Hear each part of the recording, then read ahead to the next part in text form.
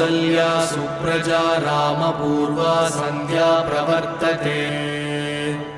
उत्तिष्ठ नरशार्दूल कर्तव्यं दैवमात्मिकम्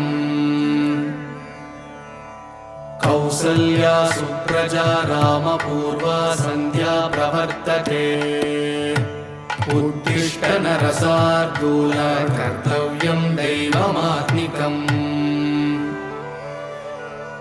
उत्तिष्ठोत्तिष्ठ गोविन्द उत्तिष्ठ गरुडध्वज